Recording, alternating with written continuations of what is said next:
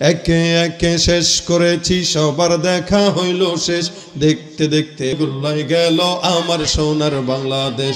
কেউ দিল না, সবাই নিল, আমরা যে কলুর বলদ। সারা বছর নেয় না খবর, নির্বাচনে খুব দরদ। কেউ দিল না, সবাই নিল, আমরা যে কলুর বলদ। সারা বছর নেয় না খবর, নির্বাচনে খুব দরদ। নির্বাচনের আগে নেতায় ধরে কত রকম বেশ, নির্বাচনের আগে নেতায় ধরে কত রকম বেশ। দেখতে দেখতে গোল্লায় গেল, এই দেখতে দেখতে গোল্লায় গেল। একে একে শেষ করেছি, সবার দেখা হইল শেষ। দেখতে দেখতে গোল্লায় গেল আমার সোনার বাংলাদেশ। আর দেখা নয়, এবার শিখা জ্বালিয়ে দাও বিদ্রোহের, চোখের পানির বদলে এবার খুন ঝরিয়ে দাও বুকের।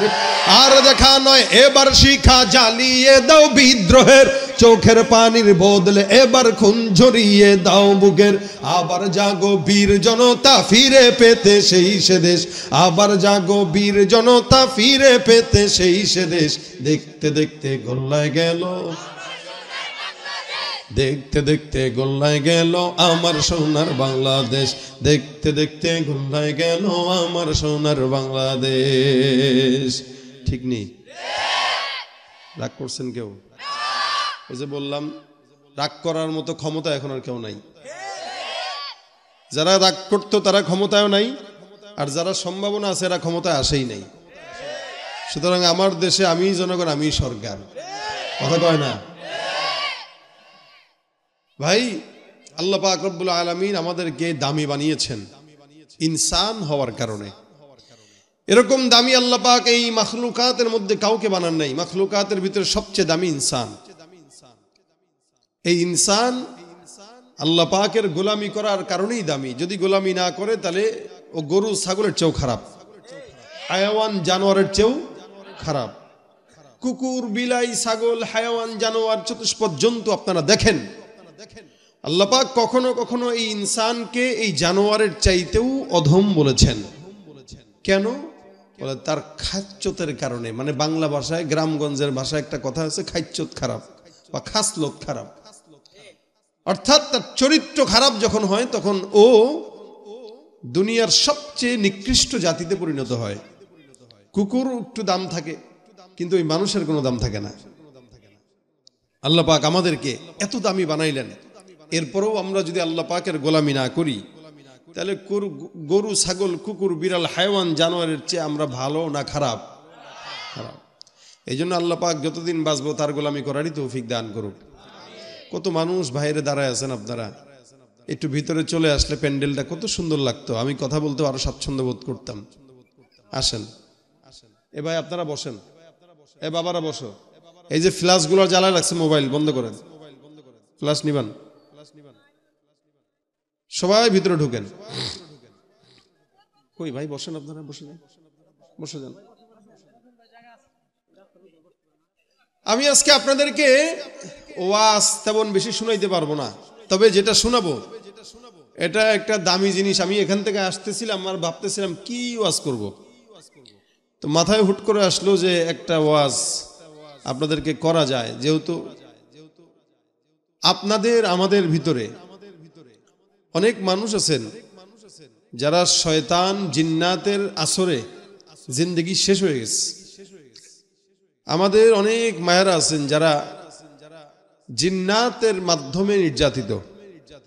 আমি আপনাদেরকে এমন একটা আয়াতে কারিমা শিখাবো যে আয়াতে কারিমা তেলাওয়াত করলে আল্লাহ পাক বান্দাকে ফেরেশতাদের মাধ্যমে হেফাজত করেন। সুবহানাল্লাহ। আগামীকাল বলেন, আজকে দরকার নাই, থাক, শীত বেশি, শীত বেশি পড়ছে না, থাক, জবান খুলেন না। আমিও জবান বন্ধ করে এই করে ওয়াজ করি, আর একটা গজলও হবে না। কিপটার জাত। আমার থেকে শুনতে গেলে তো আমারা দেওয়া লাগবে না, না কি বলেন? মুরব্বী নিয়ে পাশে পড়ছে, মুরব্বী এখান থেকে আমার তাওয়াজ্জু দিতেছে। বেটা তুম করে আমি তাওয়াজ্জু দিতে পারতেছি না, পোলাপান সব সামনে। মুরব্বী মানুষটা ঠিক আছে, যারা আছেন আপনারা মুরব্বীরা একটা মানা যায়, বুড়া মানুষ আওয়াজ টাওয়াজ কম, কিন্তু এই পোলাপানগুলা সব বসা, যুবকরা বসা, এগুলোও যদি মেয়েদের মতো লজ্জা করে বসে থাকে তাহলে এগুলোর বিয়ে দেওয়া লাগবে। কারা কারা অবিবাহিত হাতটা তুলো দেখি। অবিবাহিত কারা? এই বলা বলে অবিবাহিত দেখলে মনে হইতেছে এক বাচ্চার বাপ মিনিমাম। দেখি জোরে জোরে, হ্যাঁ হাত তুলো একদম উঁচা করে, কারা কারা অবিবাহিত? নারায়ে তাকবীর। শুধু অবিবাহিতরা নারায়ে তাকবীর। আচ্ছা আলহামদুলিল্লাহ, এই আওয়াজটা যেন থাকে। আরে শীতের ভিতরে আওয়াজ দিলে শরীর গরম থাকবে, ঠিক না? আচ্ছা, আল্লাহ পাক রব্বুল আলামিন আমাদেরকে আল্লাহর পরিচয় শিখিয়েছেন। আমি যে আয়াতে কারিমা তেলাওয়াত করেছি এটা অনেক দামি আয়াত। এই আয়াতের নাম, এই বাবুরা, এই না না তোমাদের কি হাসা যাবে না, কথা বলা যাবে না, আমার দিকে তাকায় থাকবা। একটি আয়াতে কারিমা আল্লাহ পাক রব্বুল আলামিন সূরা বাকারায় আল্লাহ পাক নাজিল করেছেন। এই আয়াতের নাম হচ্ছে আয়াতুল কুরসি। আপনারা কি আয়াতুল কুরসি মুখস্থ পারেন? কেউ আছেন? কারা কারা পারেন আয়াতুল কুরসি? কারা কারা পারেন? আলহামদুলিল্লাহ। অনেকেই পারেন না। নামান আয়াতুল কুরসি, এটা আল্লাহ পাক রব্বুল আলামিন বহুত বড় ফজিলতপূর্ণ একটি আয়াত, যে আয়াতের ব্যাপারে রাসূল করিম সাল্লাল্লাহু আলাইহি ওয়াসাল্লাম বলেন, ফজিলত বর্ণনা করেন। এবং এই আয়াতটার দাম এত, অনেক মুফাসসিরিন ইকরাম বলেন আয়াতুল কুরসি হচ্ছে ইসমে আজম। ইসমে আজম আপনারা তো জানেন, এই ইসমে আজম হচ্ছে আয়াতুল কুরসির অন্যতম একটা নাম, যেটা পড়লে আল্লাহ পাক বান্দার সমস্ত মনের আশা, দোয়া এবং হেফাজত সব আল্লাহ পাক নিজে দায়িত্ব নিয়ে নেন। গুরুত্বপূর্ণ একটি আয়াত আয়াতুল কুরসি, কারণ এটা শুরুতেই আল্লাহ পাক তার উলুহিয়তের সবক দিয়েছেন। কি? আল্লাহু লা ইলাহা ইল্লা হুয়াল হাইয়ুল কাইয়্যুম লা তাখুযুহু সিনাতুন ওয়ালা নাওম। আল্লাহ বলেন, আল্লাহ যার সাথে কোনো শরীক নেই। আল্লাহু লা ইলাহা ইল্লা হু, আল্লাহ তিনি যার কোনো ইলাহ নাই, যিনি ছাড়া আর কোনো ইলাহ নাই, যার সাথে কোনো শরীক নাই, তিনি হলেন আল্লাহ। আল্লাহু লা ইলাহা ইল্লা হুয়াল হাইয়ুল কাইয়্যুম। তার আরেকটা পরিচয় হলো তিনি চিরঞ্জীব, চিরশক্তিশালী। লা তাখুযুহু সিনাতুন ওয়ালা নাওম, ইনি এই জমিনের তদারকি করেন। এলাকার মধ্যে চেয়ারম্যান আছেন, মেম্বার আছে, এমপি মন্ত্রী আছে। এরা ঘুমাইলে এলাকা চলে, এমপি ঘুমাইলেও এলাকা চলে, রাষ্ট্রপ্রধান ঘুমাইলেও দুনিয়া চলে, মেম্বার ঘুমাইলেও অঞ্চল চলে, ইউনিয়ন চলে, ওয়ার্ড চলে। কিন্তু আল্লাহ পাক রব্বুল আলামিন এমন কুদরতের মালিক, যেই মালিক এক সেকেন্ডের জন্য তদ্রাচ্ছন্ন হলেও আসমান আর জমিন এক সেকেন্ডের জন্য টিকবে না। আল্লাহু লা ইলাহা ইল্লা হুয়াল হাইয়ুল কাইয়্যুম লা তাখুযুহু সিনাতুন ওয়ালা নাওম। আল্লাহ পাক ডাক দিয়া বলেন, ওই আল্লাহ যিনি কোনোদিন ঘুম তো দূরের কথা তন্দ্রাচ্ছন্ন হন না। এই আয়াতুল কুরসির ভিতরে আল্লাহ পাক অনেক কিছু বর্ণনা করেছেন, সব বলার সময় নাই। তবে আয়াতুল কুরসির ফজিলত সম্পর্কে কিছু কথা আপনাদেরকে আমি শোনাবো। এ মুসলমান ভাইরা আমার, আমাদের যুবকরা রাত্রিবেলা ঘুমের আগে, সকালবেলা ঘুম থেকে জেগে, ঘুমানোর আগেও মোবাইল দেখে, ঘুম থেকে জেগেও মোবাইল চালায়। আমাদের যুবকদের আমাদের অবস্থা এরকম হয়ে গেছে, কাজে অকাজে, সময়ে অসময়ে মোবাইল ধরে ধরে আমাদের ফেসবুক আর ইউটিউবে ঢুকাটাই হলো আমাদের মাকসাদ হয়ে গেছে। একজন আরেকজনের দোষ সমস্ত কিছু তালাশ করে মোবাইলের ভিতরে, সমস্ত কিছু লেখালেখি করে মোবাইলের ভিতরে। রাত্রিবেলা ঘুমের শুরুতে, ঘুমের আগে পয়গম্বর মুহাম্মদুর রাসূলুল্লাহ সাল্লাল্লাহু আলাইহি ওয়াসাল্লাম বর্ণনা করেন, কেউ যদি রাত্রিবেলা ঘুমের আগে এই আয়াতুল কুরসি তেলাওয়াত করে, আমার আল্লাহ পাক ওই বান্দাকে সারাটা রাত আল্লাহ পাকের জিম্মায় নিয়ে নিবেন। এত বড় ফজিলতপূর্ণ আয়াত। ঘরের ভিতরে চোর ঢুকলো, ডাকাত ঢুকলো, যায় কিছু ঢুকুক না কেন, আপনাকে ক্ষতি করতে যদি যায়, এই আয়াতুল কুরসির তেলাওয়াত যদি কেউ করে, নবী করিম সাল্লাল্লাহু আলাইহি ওয়াসাল্লাম বলেন, আল্লাহ পাক রব্বুল আলামিন বলেছেন, ওই বান্দাকে আল্লাহ পাক রব্বুল আলামিন নিজের কুদরতিভাবে হেফাজত করবে। শুধু তাই নয়, নবী করিম সাল্লাল্লাহু আলাইহি ওয়াসাল্লাম বলেন, মান ক্বরাআ আয়াতুল কুরসি ফি দুবুরি কুল্লি সালাতিন মাকতুবাতিন লাম ইয়ামনাহু মিন দুখুলিল জান্নাতি ইল্লা আইয়ামুত। আমার পয়গম্বর ডাক দিয়া বলেন, 5 ওয়াক্ত নামাজ আমাদের যাদের পড়ার অভ্যাস আছে, ফজরের নামাজ, যোহরের নামাজ, আসরের নামাজ, মাগরিবের নামাজ, ঈশার নামাজ, এগুলো একটা মুমিনের জন্য ফরজ বিধান। এ মুসলমান, যদিও আমাদের এখানে সমস্ত মুসলমান ভাইয়েরা বসা আছে, কিন্তু অধিকাংশ মুসলমান ফজর থেকে এশা পর্যন্ত একটা নামাজও পড়ে না, জুমার নামাজ ছাড়া। শুধু জুমার নামাজে মসজিদে নামাজের জন্য যায়, জুমার নামাজে সাপ্তাহিক একবারের মুসল্লি, অথবা সারা বছরের জন্য ওই শবে বরাতের রাত্রে অথবা শবে কদরের রাত্রে নামাজের জন্য যায়। নিজে মুসলমান দাবি করে কিন্তু মুসলমান হইতে পারে নাই। আমার আল্লাহ পাক ডাক দিয়া বলেন, ওয়ামিনান নাসি মান ইয়াকুলু আমান্না বিল্লাহি ওয়া বিল ইয়াউমিল আখির ওয়া মা হুম বিমুমিনিন। মানুষের মধ্যে এমন একদল থাকবে যারা নিজেদেরকে মুমিন দাবি করবে। আল্লাহ পাক ডাক দিয়া বলেন, শুনো, যারা নিজেদেরকে ইমানদার বলে, মুমিন বলে ঘোষণা দেয়, যারা বলে আমরা আল্লাহর প্রতি ঈমান আনলাম, যারা বলে আমরা আখিরাতের প্রতি বিশ্বাস করলাম, আমার আল্লাহ পাক ডাক দিয়া কয় এরা একটাও মুমিন নয়, এরা হলো ভণ্ড, এরা হলো মুনাফিক। নামাজ পড়ে না, ইমানদার দাবি করে, নামাজ পড়ে না, রোজা রাখে না, যাকাত দেয় না, হজ করে না, মানুষের সঙ্গে ভালো ব্যবহার করে না, জাগা মেরে খায়, সুদের টাকা খায়, ঘুষের টাকা খায়। আল্লাহ পাক বলে যতই মুসলমান দাবি করুক না কেন, একটাও মুসলমান নয়, এরা বেঈমান। তুমি সুদের টাকায় প্রাসাদে গড়, ঘুষ ছাড়ো না, দিন দুঃখী না খেয়ে মরে, খবর রাখো না। সুদের টাকায় প্রাসাদে গড়, ঘুষ ছাড়ো না, দিন দুঃখী না খেয়ে মরে, খবর রাখো না।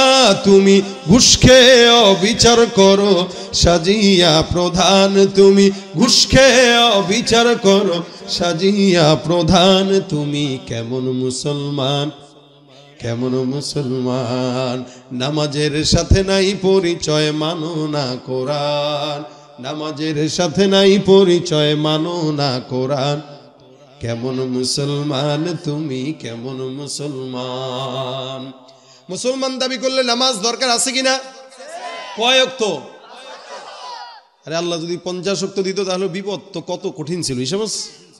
হ্যাঁ, এই শীতের দিন ফজরের পরে জোহরের টাইম হইতে একটু সময় লাগলে, কিন্তু জোহরের পর থেকে আসরের টাইম সময় লাগে না।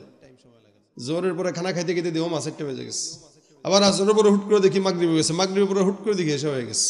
যদি 50 ওয়াক্ত নামাজ আল্লাহ ফরজ করতেন, বাইরে সারাদিন খালি সেজদায় পড়ে থাকা থাকতো। কাম করতেন কখন? বাজার করতে কখন? বিয়ে করতেন কখন? সময় আসেনি, সারাদিন নামাজ পড়া লাগতো।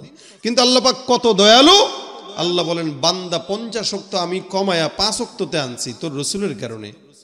কিন্তু নবীকে আমি আল্লাহ এটা বলে দিয়েছি, কেউ যদি 5 ওয়াক্ত নামাজ বা জামাতের সঙ্গে কন্টিনিউ করে তো সে 50 ওয়াক্তের সওয়াবই পেয়ে যাবে। কত সওয়াব! এই 5 ওয়াক্ত নামাজে রাসূল বলেন, মান ক্বারা আয়াতুল কুরসি ফি কুল্লি দুবুরি সালাত, ফি দুবুরি কুল্লি সালাতিন মাকতুবাহ।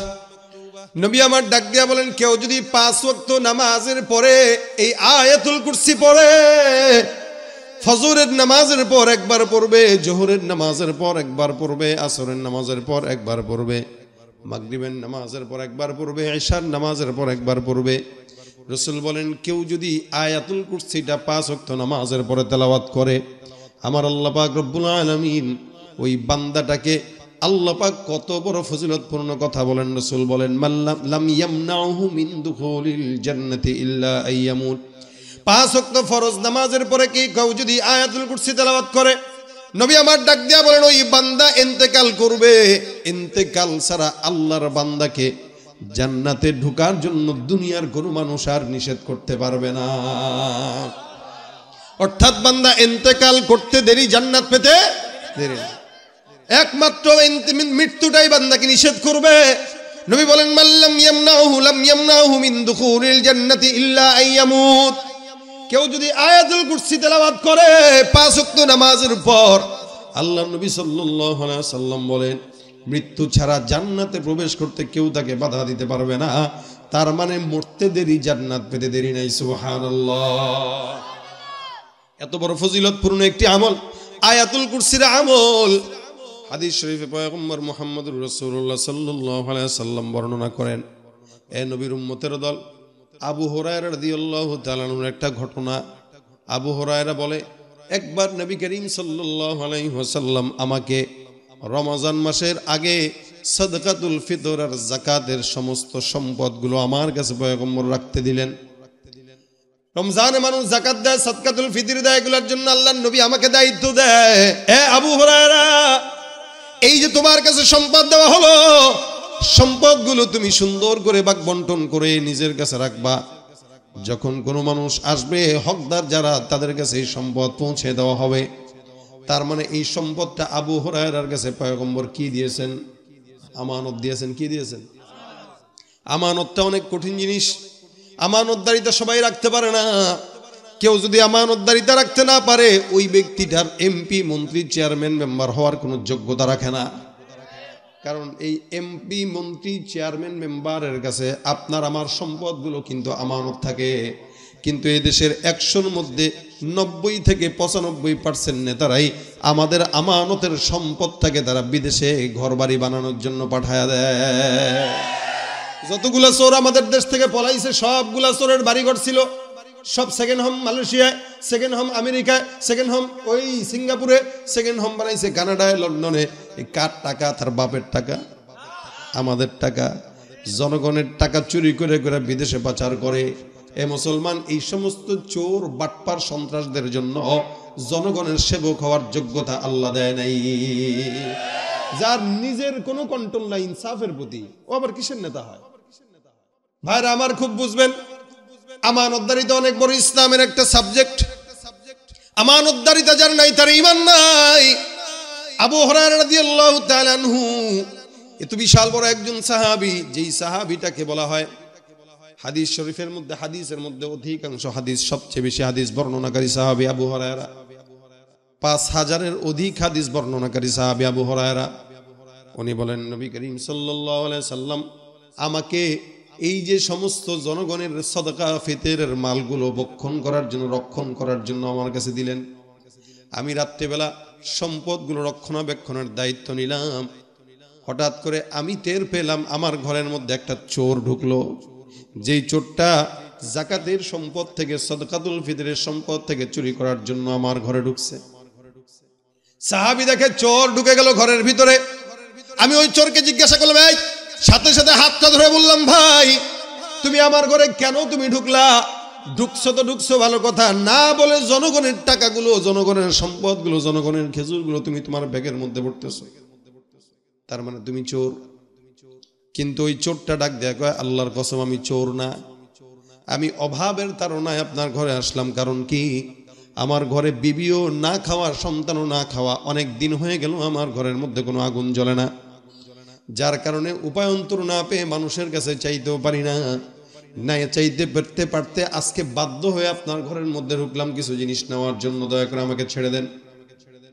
মনে রাখবেন, চোর যত বড়ই চোর হোক না কেন, যত ছোটই চোর হোক না কেন, ধরা খাওয়ার পর একই কথা প্রত্যেকটা চোর বলে, আর জীবনে চুরি করব। এটাই সে কয়। আবু হুরায়রা কয়, এই চোরটা আমাকে ডাক দেয়া কয়, ভাই, আর কোনোদিন চুরি করবো না, আমারে ছেড়ে দেন। আল্লাহর বান্দা আবু হুরায়রা রাদিয়াল্লাহু তাআলা আনহুর দিলের মধ্যে মায়া লাগছে। আহারে, এই বেচারা সন্তান খায় না, মাও খায় না, বিবিও খাইতে পারে না, এমন সন্তানকে, এই বাচ্চাকে, এই বেচারাকে কিছু জিনিস চুরি করতে দেওয়াটা আমার জন্য কর্তব্য ছিল, কিন্তু পারলাম না। কারণ এই সম্পদগুলো আমার না, এগুলো আম জনতার সম্পদ, সাধারণ জনগণের সম্পদ। পয়গম্বর আমার কাছে লিখলেন, আমানত রাখতে দিলেন। আবু হুরায়রা রাদিয়াল্লাহু তাআলা আনহু তাকে ধরলেন, ধরার পরে আবার সুন্দর করে তাকে ছেড়ে দিলেন। ছেড়ে দিয়ে বলতেছেন, যাও, খবরদার আর কোনোদিন যেন চুরি করবা না। নিজে কাজ করে করে, কর্ম করে, তারপরে নিজে চলবা, নিজের ফ্যামিলিকে চালাইবা। চোরটা চলে গেল। দেখেন তো, চোর রাত্রেবেলা ধরছে। আবু হুরায়রা আর চোর ছাড়া আর কেউ ছিল নাকি? দুজন ছিল, দুজন জানে। আবু হুরায়রা রাদিয়াল্লাহু তাআলা আনহু সকালবেলা ফজরের নামাজের সময় আল্লাহর নবীর পয়গম্বরের দরবারে নামাজের জন্য যখন গেলেন মসজিদ নববীর মধ্যে, নবী করিম সাল্লাল্লাহু আলাইহি ওয়াসাল্লাম ডাক দেয়া, আবু হুরায়রা, রাতে যে চোরটা ধরছিল ওই চোরটা কোন জায়গায় ছেড়ে দিছো নাকি? সুবহানাল্লাহ। এটা শুধু তো দেখে নাই, চোর কোথায় আছে, আসছে কি না, গেছে কিনা, এগুলো কিন্তু পয়গম্বর দেখে নাই। জানে কে? আবু হুরায়রা জানে। কিন্তু আল্লাহ নবী ডাক দেয়া করে রাতের চোরটা কোন জায়গায়? আবু হুরায়রা কয় হুজুর বুঝলাম না, চোর আমার ঘরে চুরি করতে আসলো, আপনি রাসূল কেমনে জানলেন? তার মানে বোঝা গেল আমার পয়গম্বরকে জানিয়ে দিয়েছেন কে? আমার নবী যখন জানতে পারলেন রাতের আধারে চোরটা আসলো, তুমি আবু হুরায়রা ছেড়ে দিলা। হে আবু হুরায়রা, ওই চোরটাকে ছাড়লা কেন? আবু হুরায়রা কয় হুজুর চোরটা এমন একটা অসহায় চোর, যেই চোরের ঘরের ভিতরে খাবার নাই, বিবিও খায় না, সন্তানও খায় না। আসলেই সে চোর নয়, এই বান্দাটা হলো পরিস্থিতির শিকার। মায়া লাগছে দিলের মধ্যে, যার কারণে চোরটাকে ছেড়ে দিছি। নবী ডাক দেয়া কয় হে আবু হুরায়রা, লিখে রাখো এই একই চোর আগামীকাল রাতেও আবার তোমার কাছে আসবে চুরি করার জন্য। আবু হুরায়রা কয় কি বললেন হুজুর? বলে হ্যাঁ, আজকে রাতে আবার আসবে? বলে 100% আসবে। রাসূল যেহেতু বলতেছেন আসবে, তার মানে কোন সন্দেহ আছে? বুলেটের গুলি মিস হইতে পারে, রাসূলের কথা মিস হবে না। আবু হুরায়রা বলতেছেন হুজুর আজকে যদি আসে তাহলে তার একদিন কি আমার একদিন। গতকাল তো তার বিশ্বাস করছিলাম, ভাবছিলাম এতিম মানুষ, গরিব মানুষ, বাচ্চা কাচ্চা না খায় রইছে, মায়া লাগছে ছেড়ে দিছি। এই যদি আজকেও আবার আসে তাহলে তো খবর আছে। ভাইরা আমার, পরের দিন সকাল রাত্রেবেলা আবু হুরায়রা রাদিয়াল্লাহু তাআলা আনহু ইবাদতে মশগুল, মনে মনে ভাবতেছে নবী তো বলছে চোর আসবে, দেখি ইবাদত করতে থাকি, চোর কখন ঢুকবে, চোরটাকে দেখা দরকার, আজকে আবার আসে কিনা। কারণ গতকাল তো এমন ভাবে কান্নাকাটি করে ওয়াদা করছে আজকে তো আসার কথা না। কিন্তু আমার নবী যেহেতু বলেছেন তার মানে চোর আসবেই। রাত্রেবেলা আবু হুরায়রা রাদিয়াল্লাহু তাআলা আনহু বিশ্রাম নিচ্ছেন, ইবাদত করতেছেন, ফাঁকতালে তাকায় দেখে দরজাটা হালকা করে চাপ দিয়া চোর মহোদয় ঢুকে গেছেন। চোর মহোদয় যখন ঢুকলেন, আবু হুরায়রা রাদিয়াল্লাহু তাআলা আনহু কয় কি ব্যাপার? পিছন থেকে যায় চোরটাকে জড়ায় ধরে পড়ে বলতেছে ব্যাপার কি? গতকাল রাত্রিতে তুমি আসছো, গতকাল রাত্রিতে তুমি যখন বললা তোমার সন্তান না খাওয়া, আমার দিলের মধ্যে বড় মায়া লেগে গেছে, যার কারণে তোমার ছেড়ে দিলাম। কিন্তু আজকে রাত্রেও তুমি আবার আমার ঘরে চুরি করার জন্য আসছো, আজকে তো তোমার আর ছাড়বো না। আবু হুরায়রা রাদিয়াল্লাহু তাআলা চোরটাকে ধরে দরজাটা লাগাই দিলেন। চোর এবার ডাক দেয়া আবু হুরায়রা, আল্লাহর কসম, আল্লাহর ওয়াস্তে আমাকে তুমি ছেড়ে দাও, আমি তো ভাই চোর না, গতকাল তো আসছিলাম, চুরি করতে পারি নাই, ভাবলাম আজকে এসে কিছু জিনিস নিয়ে যাই, আমার সন্তানের জবানের মধ্যে খাবার দেই। আল্লাহর কসম আমার ঘরে একটা বিন্দু খাবারের কোনো খেজুর না করো, হয়তো কিছু দাও, নয়তো আমাকে আল্লাহর ওয়াস্তে ছেড়ে দাও।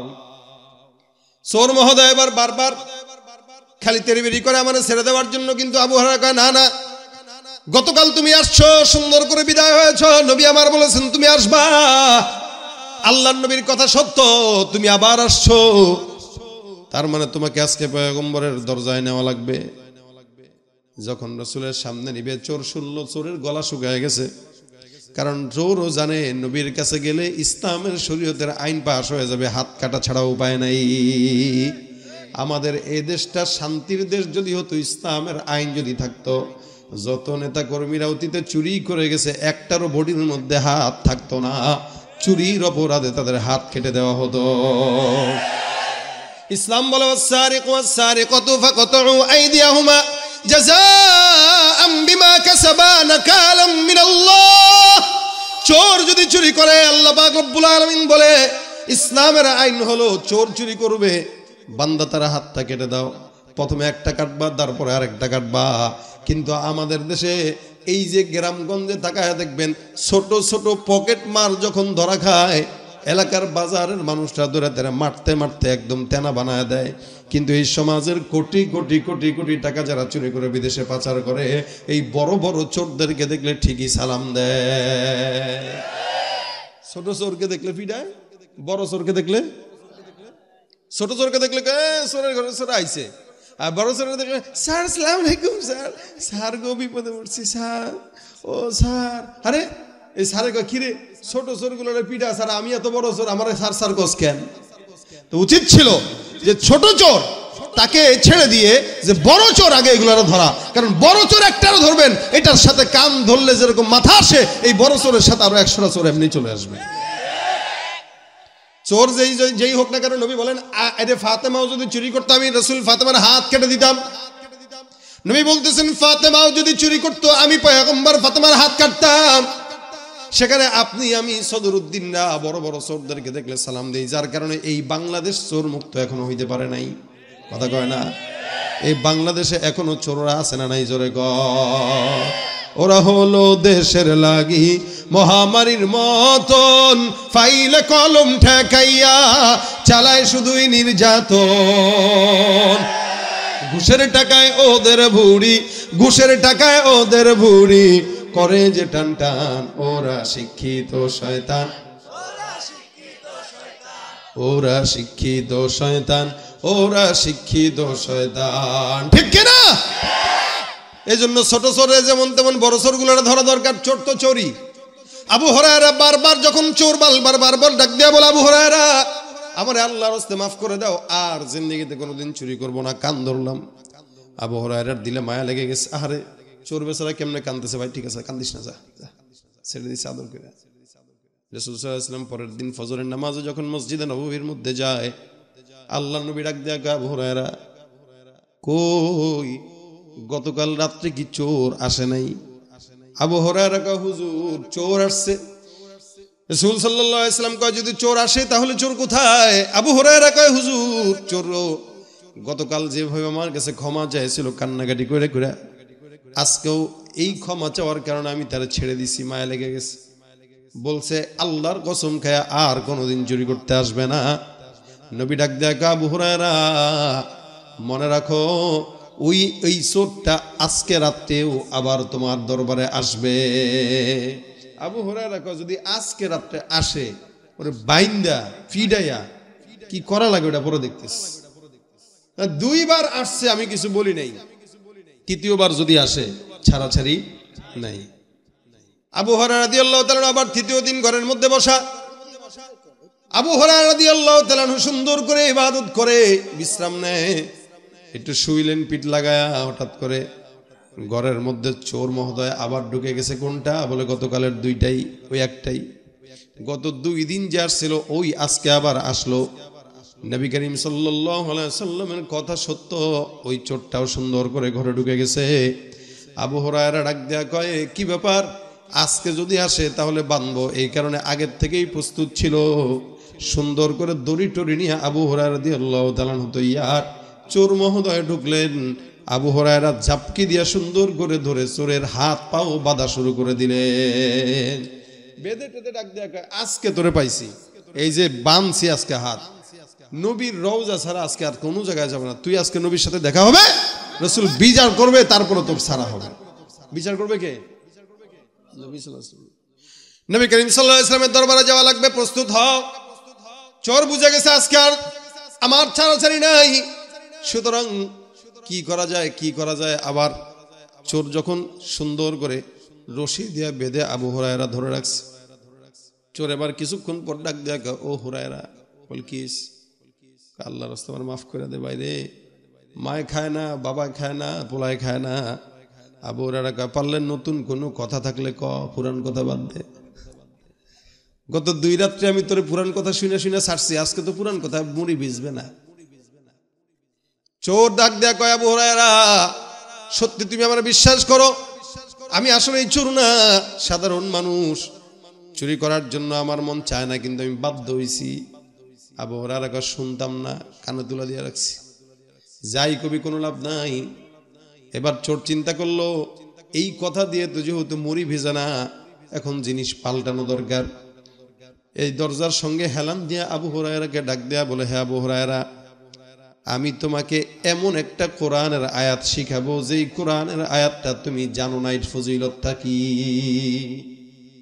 আবু হুরায়রা কয় কি শিখাইবি? কোরআনের একটা আয়াতের আমল শিখাবো তোমারে আমি, এই আমলটা তুমি জানোই না, আমি জানি তুমি জানো না। আবু হুরায়রা কয় কে শিখাইবো? তুই। কহা চোর, চোর তুই আমার এই কোরআনের আয়াতের আমল শিখাবি? কয় চোর হলে গেছি, ইসলাম তো ঠিক আছে, ইমান তো ঠিক আছে, আমি চোর হইলে কি আছে, ইমান ঠিক আছে। আপনি আমার চোর মনে করতে পারেন, কিন্তু আমি আসলে এত বড় চোর না, বাকি আমি যেটা শিখাবো এটা কিন্তু দামি জিনিস। আবু হুরায়রা তো এমনি ইলমের প্রতি অনেক নবী ছিল, যার কারণে আবু হুরায়রা কয় হে চোর, কি শিখাবি তাড়াতাড়ি শিখায় দে, কি বলবি তাড়াতাড়ি বল। আবু হুরায়রা রাদিয়াল্লাহু তাআলা আনহু চোরকে যখন বললেন, চোর মহোদয় এবার বলতেছে, আবু হুরায়রা, আল্লাহ পাক কোরআনে এমন একটা আয়াত নাজিল করলেন যার নাম আয়াতুল কুরসি।